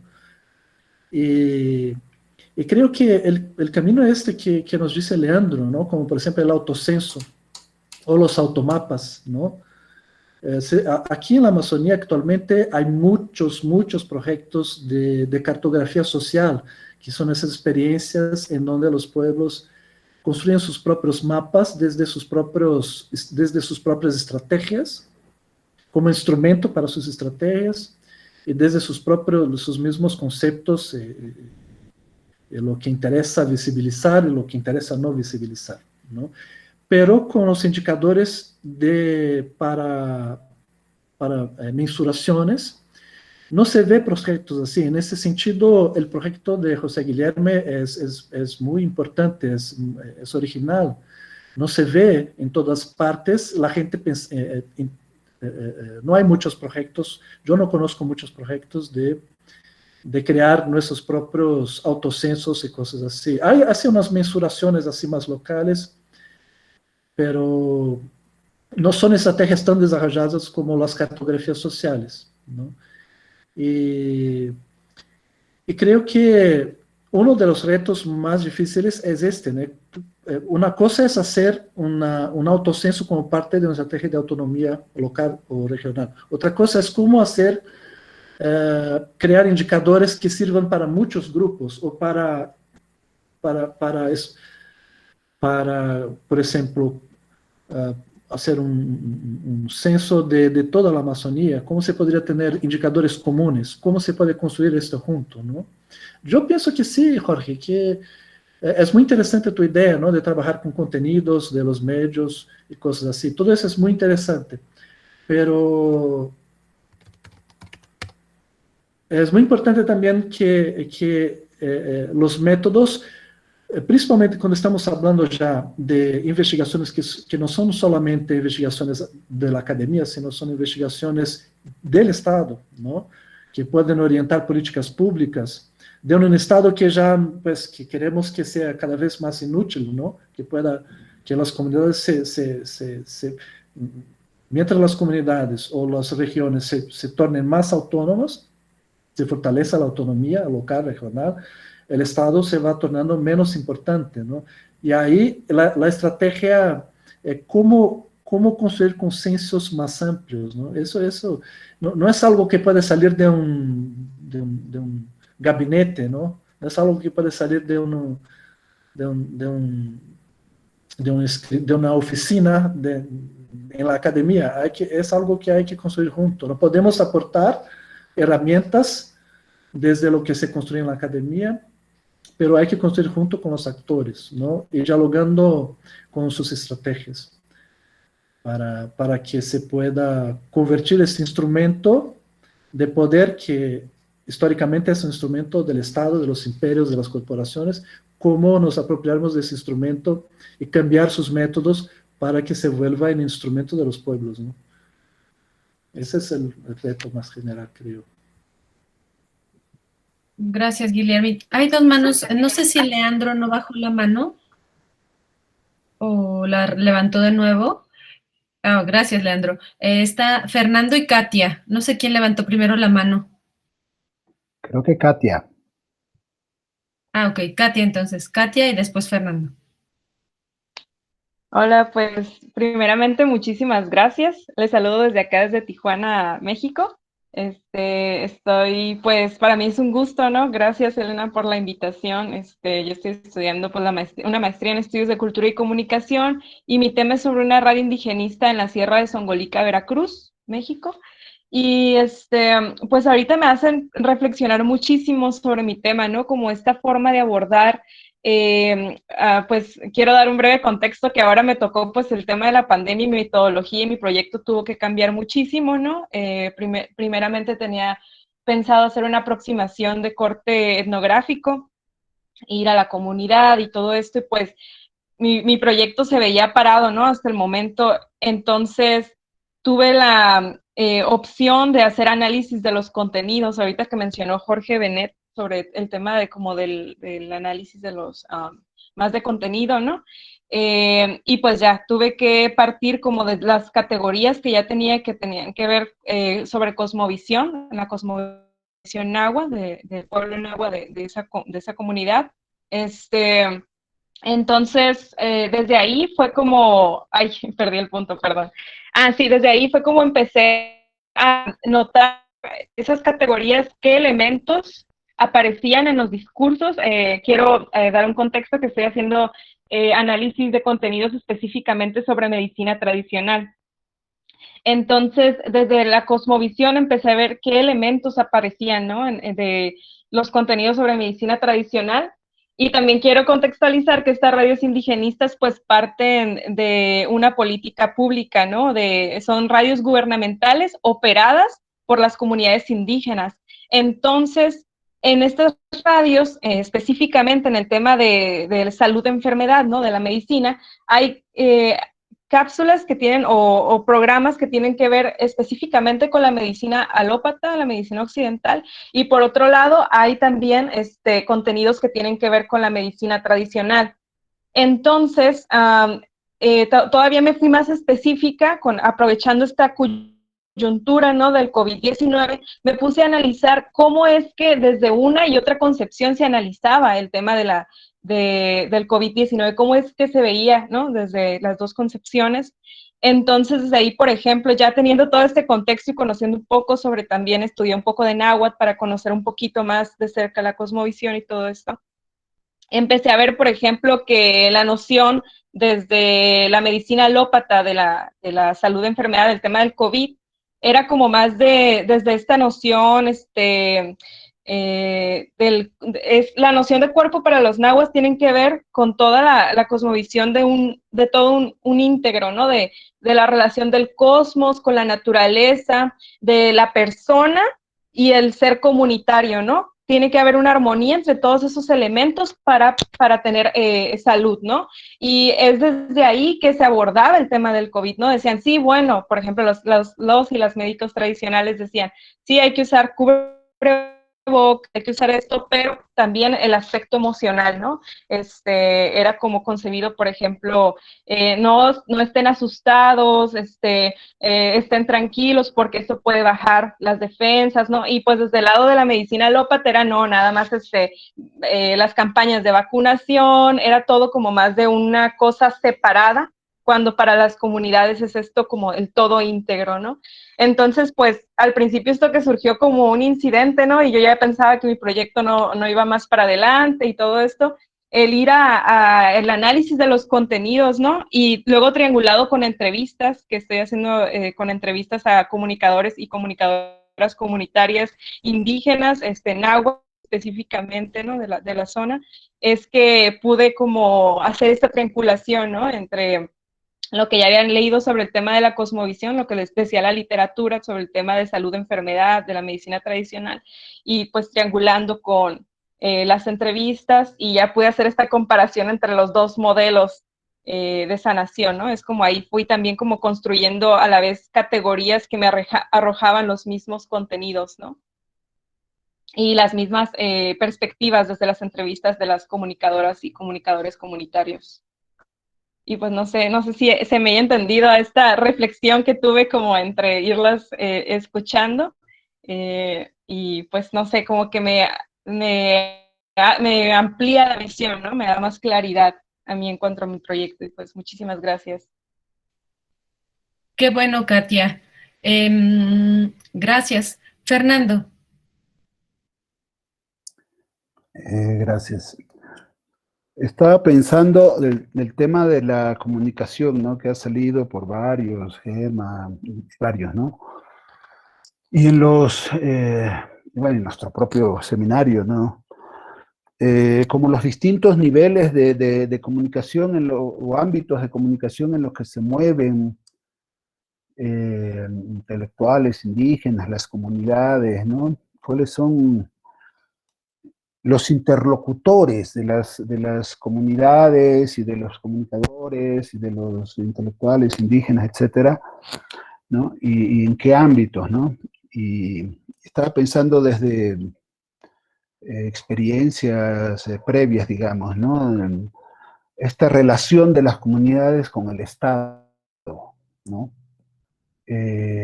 Cuánto hay de, que hoy en día es una realidad patente de prácticamente todas las comunidades, ¿no? O sea, esa idea de la comunidad aisladas en relación con el Estado es prácticamente inexistente, ¿no es cierto? El Estado de una u otra manera está presente en la vida de la comunidad. ¿Cuáles son las estrategias de comunicación de esas comunidades con el Estado, ¿no? Lo utilizan, negocian, hay ocasiones en que se oponen, etcétera, ¿no? Y bueno, solo a nivel de anécdota, recuerdo que alguna vez un amigo quechua boliviano me decía, con el Estado hay que hacer como con el patrón de Hacienda. Cuando había la Hacienda, el patrón decía, tienes que hacer esto, y le decíamos, sí, sí, patroncito, pero después uno hace lo que uno quiere, ¿no? Entonces, bueno, ahí hay un tipo de relación, ¿no? de comunicación, etcétera. Entonces, creo que este es un ámbito, un nivel, ¿no? En el que podría incluso ser parte de nuestros debates futuros de este seminario, ¿no? Un tema es el de la relación y la comunicación comunidades-Estado. Pero también a propósito de lo que decía Guillermo, del diálogo, del conocimiento de las comunidades, del conocimiento ancestral, tradicional, etcétera, con el conocimiento científico, ¿no? Ha habido un momento en la pandemia en que el yachak, el chamán, el sabio de la comunidad ha estado al mismo nivel que el científico europeo que investigaba el COVID, ¿no? Había un momento en que tú entrabas a la página de la OMS cada día te daban una recomendación diferente. Y cada día había una cosa diferente sobre el COVID. O sea, estaba en el mismo nivel de opinión, ¿no? De opinión, de incertidumbre, la ciencia, que la incertidumbre que puede sentir un, entre comillas, occidental frente al conocimiento de un sabio indígena, ¿no? Evidentemente el poder de la ciencia es innegable y el rol que juega hoy en día la ciencia, estoy totalmente de acuerdo con Guillermo, pero fíjate cómo ha habido ese momento en que la gente puede confiar más en consumir determinadas hierbas, determinados alimentos, etcétera, que los sugieren la gente en las comunidades, y que no depende solo de la vacuna o de la ivermectina o cualquiera de esas medicinas, ¿no? Entonces esto es súper interesante en el contexto de la pandemia como ese, sí, interculturalidad, pero ese forcejeo de poder entre formas de conocimiento diferentes, ¿no? Y ese es otro tema. Entonces, creo para nosotros, ¿no? Como seminario, pensar esta relación conflictiva, tensa, porque está marcada por relaciones de poder. Pero el tercer ámbito comunicacional es el conocimiento más horizontal entre las propias comunidades, ¿no? Las propias comunidades, sus intelectuales, sus dirigentes, sus sabios dialogan entre ellos, ¿no? Y ahí estaba pensando en esta frase del Boaventura Sousa Santos que en algún momento dice, tal vez hoy día más importante que una nueva teoría crítica, es más importante pensar en, no sé si lo dice, es una teoría de la traducción, es decir, cómo pensamos más bien la traducción de las distintas experiencias emancipatorias, dice él, ¿no? Pero estaba pensando esto, ¿no? Cómo dialogan también más horizontalmente las comunidades sobre sus conocimientos, sobre sus prácticas, ¿no? Entonces, bueno, no, es simplemente una reflexión que me surge de escuchar como estos tres grandes ámbitos, ¿no? de comunicación en los que se mueven las comunidades y nosotros que de una u otra manera también estamos insertos en ellas y en sus propios diálogos, ¿no? Sí, todo el tema de la traducción intercultural. Sí, bueno, esa reflexión quería hacer, disculpen. Muchas gracias, Fernando. Súper interesante lo que nos planteas. Tenemos 13 minutos por la frente, entonces no sé si Guillermo quieras hacer algún comentario, reaccionar de alguna manera a estas intervenciones previas.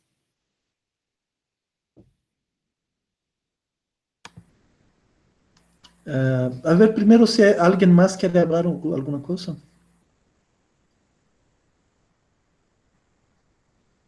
¿No? Ok. Sí, muy interesante eso de la salud también, ¿no? Qué proyecto bonito, Katia. Aquí en Brasil, en estos meses de la pandemia, los pueblos indígenas y yo he visto también en Perú pasando eso, que se han hablado mucho de sus propias medicinas, ¿no? Fue una oportunidad para hablar de sus medicinas propias, de sus conocimientos en el área de salud. Fue una cosa muy interesante, pero en un contexto un poco difícil, ¿no? Porque también estamos viviendo un momento del negacionismo, como se dice aquí, de la ciencia, muy fuerte con el gobierno fascista y con el genocidio. Así que para combatir el genocidio tuvimos que la ciencia tuvo que afirmarse de una manera casi ortodoxa, ¿no? Que sí, tenemos la razón, porque la gente va a morir si no se oye la ciencia alopática y todo eso. Entonces, un momento difícil para se abrir a otras cosmovisiones en este momento, ¿no? Pero sí, Fernando, me parece también muy, muy interesante este problema que colocas, ¿no? De buscar las formas, los niveles de comunicación. Yo hice antes de la pandemia, yo tuve la oportunidad de organizar una presentación junto con un comunicador de Perú, de Radio Cámara, que es una radio Cocama, de la iglesia, pero el equipo todo es Cocama. Y yo preparé con él justamente una presentación, un trabajo, hablando de niveles de comunicación que ellos manejaban desde la radio. Y fue muy interesante porque ellos tenían una comunicación con los ancianos, donde buscaban relatos, memorias, mitos. Tenían una otra comunicación con los niños, como que manejando una otra educación, ¿no? Buscando incluso poner en contacto los ancianos con los niños. Y una otra comunicación, pues, con los líderes, ¿no? Con los que no son ni niños ni ancianos y que están desarrollando estrategias muchas veces de lucha, de organización. Y así hicimos ese ejercicio, ¿no? De pensar cuáles eran los interlocutores, ¿no? Con quien se trabajaba desde la radio. Fue una experiencia muy, muy rica. Yo pienso que este camino de buscar quiénes son los interlocutores, los niveles de comunicación es algo muy rico que es un camino por donde podemos aprender mucho, muy, muy interesante.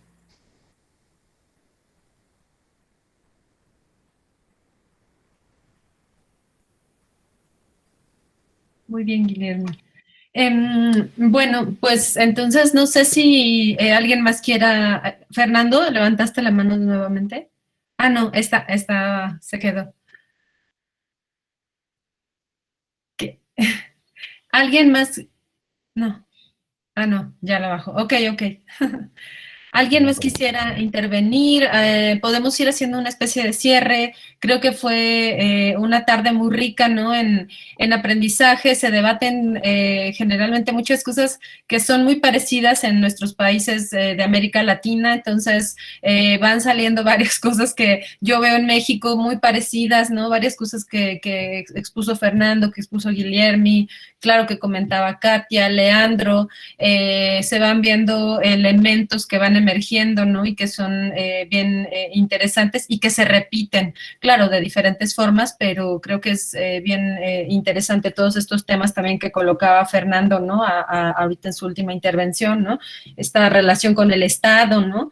de los medios comunitarios, de las radios, o estas tensiones entre conocimiento científico y conocimiento local, ¿no? Las mismas maneras burocráticas, ¿no? La manera burocrática del Estado de organizar el funcionariado público, ¿no? La manera de establecer ciertos formularios a los cuales las poblaciones se tienen que acoplar, y esta especie de lo que yo llamaba de desentendimientos epistémicos, ¿no? En donde pues no hay entendimiento mutuo, ¿no? Es como si se vivieran dos mundos distintos, separados, con dos lógicas completamente distintas, ¿no? En donde la burocracia pues no funciona para una comunidad que, como decía igual Fernando, pues a lo mejor dice, sí, le decimos que sí al Estado, pero aquí en México pues la mayoría de las radios, tanto comunitarias como, como indígenas, son, van por la libre, ¿no? No hay una petición de concesiones, una petición de permiso al Estado, porque justamente son burocracias churriguerescas que envueltas en miles de formularios, formatos, llenado, aspectos técnicos que muchas veces son muy rebuscados. Entonces, muchas comunidades deciden pues llevarlo por la libre, ¿no? Decir que sí al Estado, así como, como decimos aquí, dan el avión, pero ellos pues continúan con sus procesos internos, en donde digamos que la legitimidad real no es una legitimidad que da el Estado, sino es una legitimidad que da la misma comunidad, ¿no? Las mismas localidades, las asambleas comunitarias, los consejos de ancianos, la gente que está ahí localmente, ¿no? Sí, dar el avión, como engañar, no, como decir, sí, claro, como, no sé cómo se diga, ya no sé en portugués cómo se dice, mi portugués está oxidado. Entonces, bueno, no sé si quieran cerrar, Guilherme, yo sé Guilherme, también, no sé si quieran decir algunas últimas palabras, o alguien que quisiera intervenir. Ejecat, Ejecat. Sí, comentar rápidamente, igual tuve ahí problemas, no logré establecer la conexión así tan perfecta, pero en lo que pude escucharles me encantó. Creo que yo me voy muy contento porque digamos que el nivel de reflexión que hemos y de ir generando una especie de colectivo o colectiva, ¿no? Que reflexiona en conjunto es para mí muy estimulante.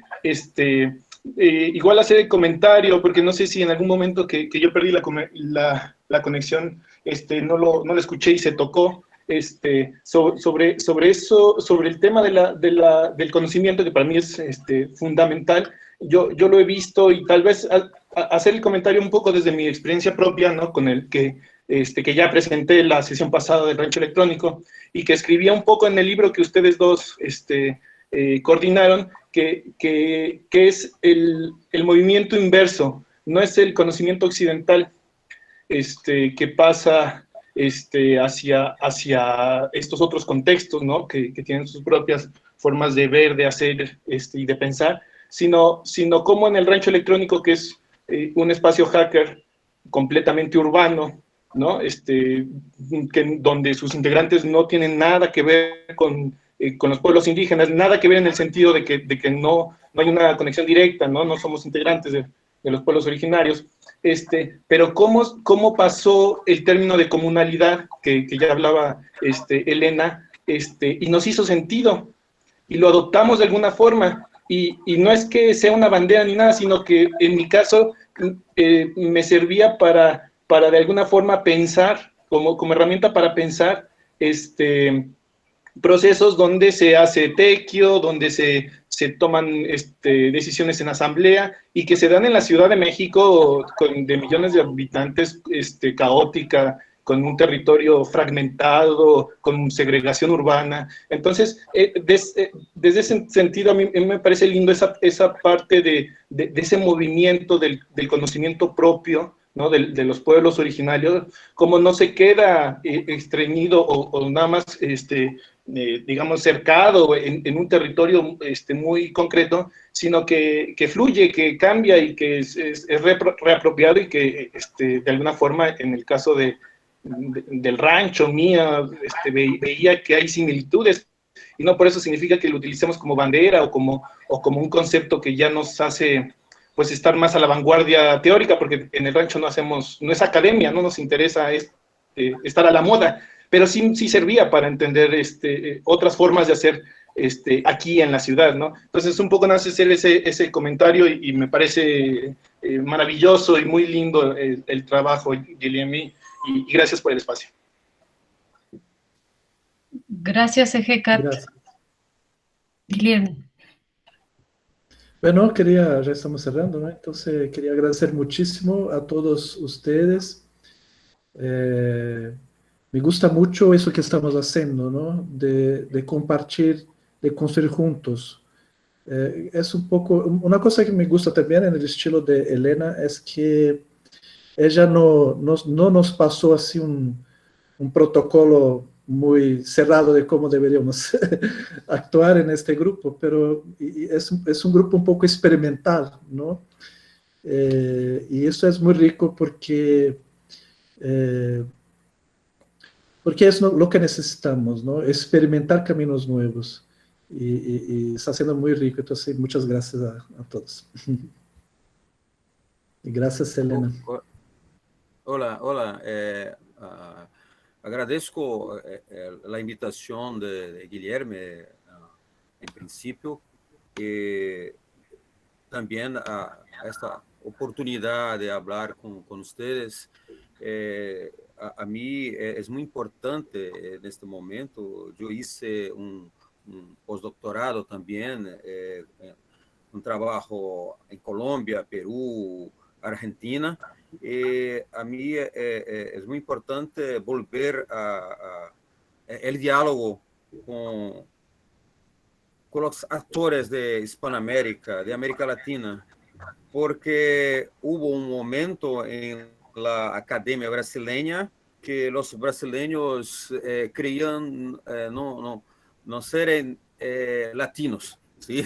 Y había un diálogo más cerca con Europa, Estados Unidos, y ahora con la proximidad entre los investigadores de nuestro continente, creo que la propuesta de desconstrucción también ocurre entre nosotros.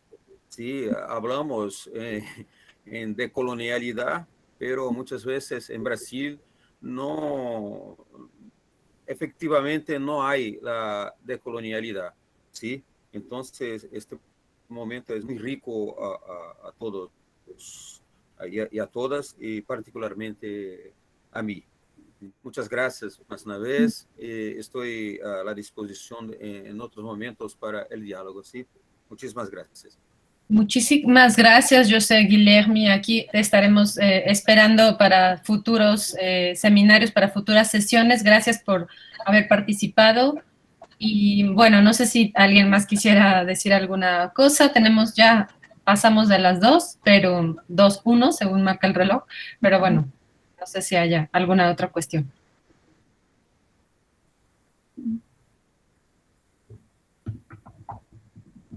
No, creo que no. Pues muchas gracias a todas, a todos. Muchas gracias. Creo que Iván quiere decir la última cosa. ¿Iván? No. ¿Iván? Perdón, es que tengo muy mala conexión. Muchísimas gracias por el texto. Me prendía y no me prendía, digamos, se me desconectaba la computadora, entonces, digo, como que escuché, digamos, bastante las intervenciones, y el texto a Guilherme me pareció maravilloso, muy propositivo, muy interesante, digamos, conocía el término, pero me parece muy interesante para discutir todas las cosas que se están discutiendo en el seminario, fundamentalmente las matrices, justamente, como decía Barbero, las matrices que se pueden discutir a partir de estos conceptos nuevos como el buen vivir, vinculados con, por ejemplo, la cultura popular, por ejemplo, que es nombrada en el texto también, ¿no? Digamos, qué intersecciones podemos encontrar ahí, intersecciones de sentido para construcciones alternativas, heterogéneas sobre los territorios, ¿no? Digamos, en ese sentido, digamos, me parece muy importante la vinculación en Latinoamérica e incluir fundamentalmente a Brasil, que es un territorio muy, muy complejo, porque tiene un desarrollo de la modernidad también muy complejo. Entonces, una discusión sobre la modernidad muy, muy compleja, ¿no? Y una discusión sobre los pueblos tradicionales muy compleja. Digamos, si pudiera dejar, perdón, la intervención a último momento, pero si pudiera dejar una pregunta para Guillermo y para José y para los que intervinieron, pero fundamentalmente para ellos, que trabajaron estos conceptos, digamos, es hasta qué punto estas tecnologías nuevas, hasta qué punto estas construcciones nuevas del hacer, estas construcciones nuevas de hacer juntos, como diría Sennett, intervienen no solamente sobre los territorios, sino sobre los territorios de sentido de las ritualizaciones tradicionales, entre comillas. Digamos, hasta qué punto, digamos, estos usos, estas nuevas formas de construir lenguajes a partir de los usos de las tecnologías, las intervenciones estas, digamos, las ritualizaciones y las repeticiones justamente de estos lenguajes que hacen a lo identitario y al territorio son de alguna forma modificadas. Entonces, digamos, esa es son deconstruidas también en su tradición. Digamos, en ese sentido, digamos, me gustaría, digamos, dejarle esa pregunta para el futuro o para algún día, digamos, nos mandamos un chat, pero, digamos, yo ando bastante en ese trayecto y entonces a mí me interesa realmente discutir justamente esas intersecciones entre tecnología y ritualizaciones, ¿no? Pero, digamos, el concepto de buen vivir es un concepto muy, muy interesante y muy problemático, fundamentalmente, pero que nos propone un territorio de discusión muy, muy interesante, fundamentalmente con el tema de, repito, las culturas populares en Latinoamérica, ¿no? Digamos, el texto nombra culturas populares y a mí me interesa muchísimo porque Latinoamérica y fundamentalmente Argentina, ¿no? Digamos, tiene una tradición popular muy importante. ¿Qué nuevas preguntas nos hacemos sobre lo popular y qué relación tiene con la comunicación tradicional o las comunicaciones de los pueblos tradicionales, o entre comillas, tradicionales, digamos, los pueblos originarios o como quieran llamarlos? Digamos, ¿cuáles son esas intersecciones entre lo tradicional, entre las culturas originarias o entre los pueblos indígenas o los pueblos quilombolas y las culturas populares? Porque en las periferias, por ejemplo, en las periferias de las grandes ciudades, vemos esas intersecciones justamente que muchas veces no están muy bien definidas. Y entonces, fundamentalmente, por ejemplo, a mí me interesa el caso de los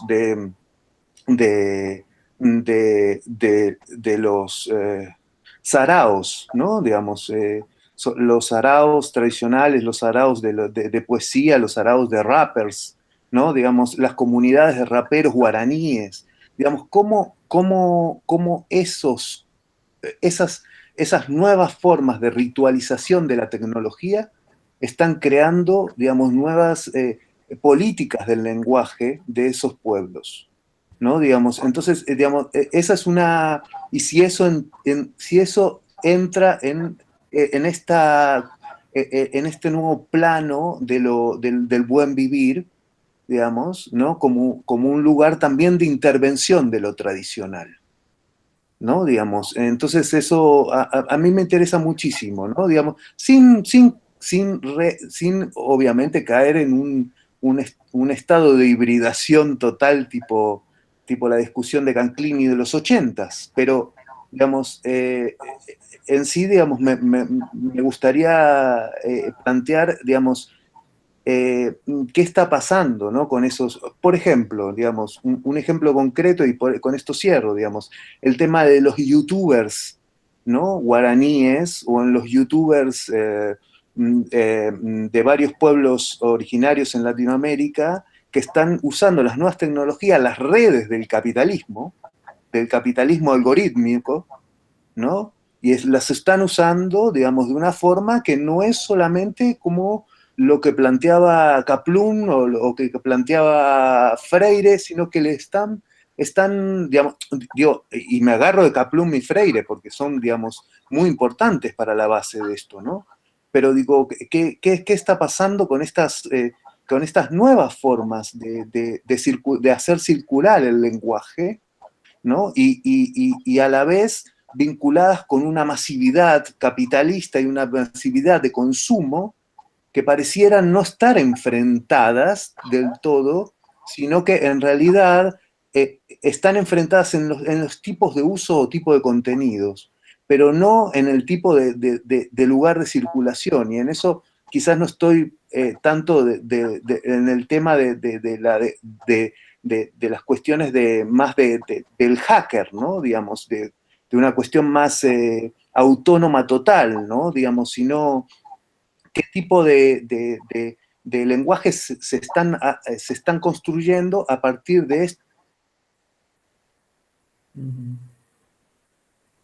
Muchas gracias, Iván. Típicas del capitalismo y de...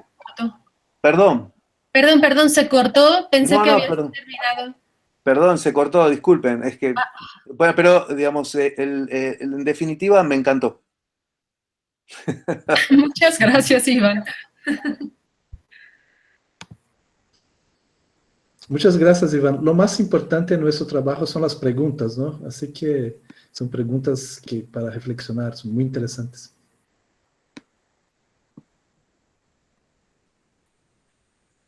Muy bien, entonces, no sé, creo que vamos a cerrar por aquí. ¿Sí? Sí, me retiro yo, gracias. Muchas gracias, Guillermo, Gracias, José. Fernando. Muchas gracias por todo, a todos, a todas, y nos vemos el próximo mes. También, bueno, vamos a mandar un correo para preguntar quién quisiera enviar texto para poder leerlo y poder reflexionarlo en esa siguiente sesión. Entonces, si ya se va perfilando alguien, pues sería lo ideal. Y bueno, esperaríamos alguna reacción de alguien y, bueno, de todas maneras enviamos el correo. Muy bien. Gracias. Chao. Gracias, cuídense. Muchas gracias, muchos saludos. Gracias. Gracias. Chao, gracias. Curso.